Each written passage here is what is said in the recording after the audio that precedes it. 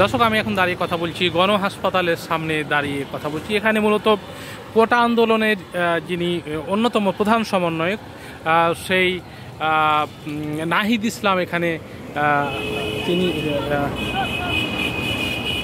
নাহিদ ইসলাম এখানে মূলত চিকিৎসা নিয়েছেন এবং এখানে তিনি 3 তলায় যে পুরুষ ওয়ার্ড রয়েছে সেখানে তিনি ভর্তি আছেন। পাশাপাশি আপনারা দেখতে পাচ্ছেন একটা পুলিশের ভ্যান এবং সামনের যে সড়ক আপনারা দেখতে পাচ্ছেন।